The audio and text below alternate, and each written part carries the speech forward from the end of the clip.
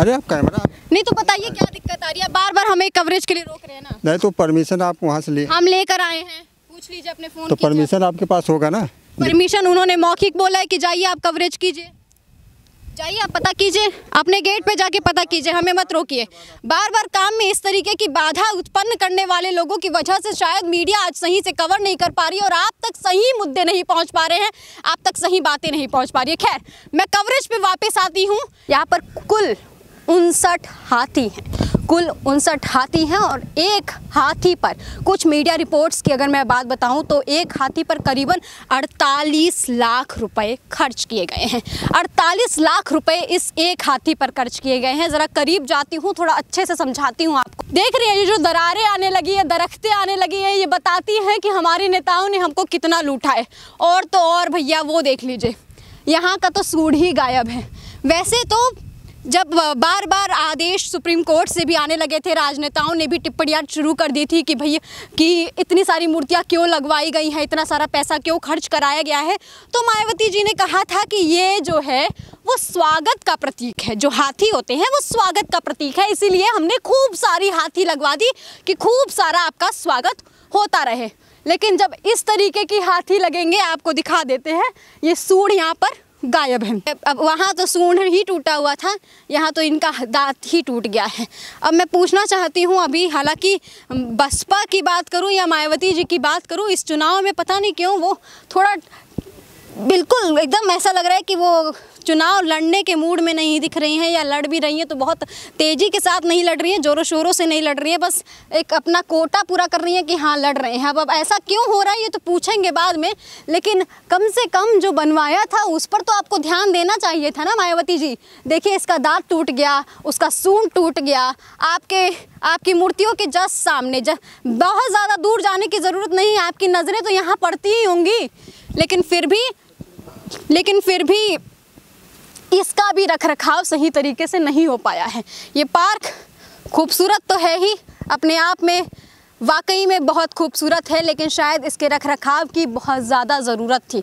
और ऐसे एक ही पार्क नहीं है, जाने कितने पार्क हैं, जाने कितना पैसा आपसे लिया गया है, जाने कितना पैसा आपका डुबोया गया है, और उसका कोई सवाल ना पूछता है ना आगे कभी पूछेगा। लेकिन मेरा तो बस काम यही है कि जहाँ मुझे कमियाँ दिखेंगी वहाँ मैं वीडियो बनाऊँगी और वही वीडियो बनाती रहूँगी। ना कोई मुझसे ये सवाल पूछे कि मैं क्यों ये वीडियो बना रही हूँ, और ना मैं चाहती हूँ कि मेरे काम में कभी रुकावट आए, क्योंकि जहाँ काम में खराबी वहाँ स्नेहा तिवारी। खैर, ये भी देख लीजिए पत्थर किस तरीके से ख़राब है, किस तरीके से ऊपर नीचे है। और मैंने आपसे बोला ना कि ये सिर्फ एक पत्थर का हाल नहीं है, मैं आपको चैलेंज कर सकती हूँ, आप यहाँ से वो जो इतना दूर तक दिखाई दे रहा है, कहीं किसी पत्थर पे खड़े हो जाइए, कोई ऐसा पत्थर नहीं है जहाँ पे कोई ख़राबी ना मिले।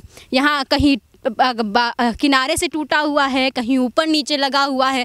जबकि आप अपना घर भी बनवाते हैं तो आप ये ज़रूर चेक करते हैं कि इसका सही से लगा है या नहीं लगा है, ये प्रॉपर फिनिशिंग हुआ है या नहीं हुआ है। तो सोचिए, तो पूरा प्रदेश के लिए आप बना रहे थे, एक घर की भी बात नहीं है।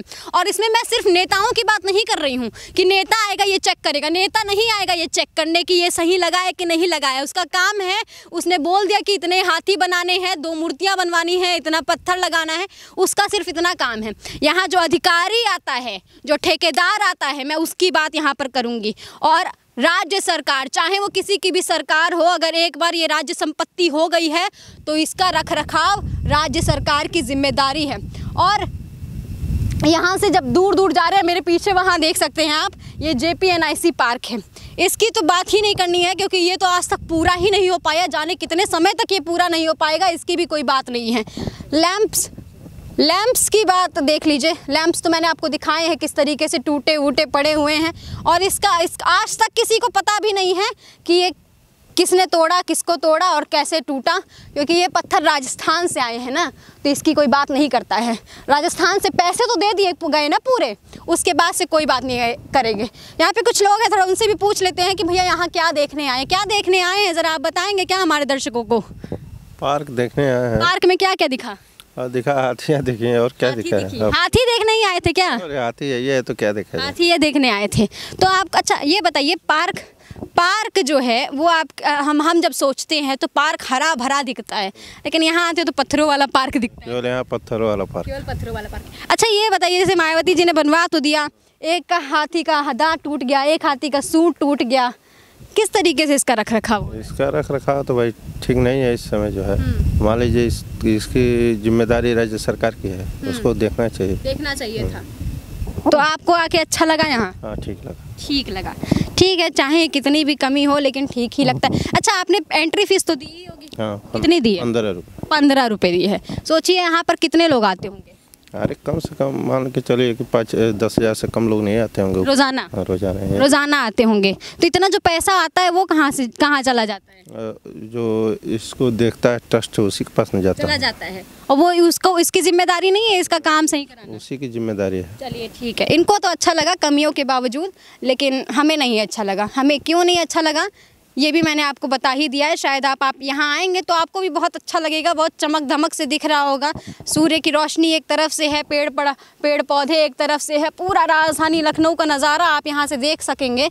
लेकिन जब बात आ जाती है कमियों की, हालांकि कमियां देखना हमारा काम है, हम मीडिया से हैं, हमारा काम है कमियां देखना और आपको भी बताना कि किस तरीके से आपके पैसों का दुरुपयोग किया जा रहा है और साथ ही साथ आपके पैसे से आपको ही बेवकूफ़ बनाया जा रहा है।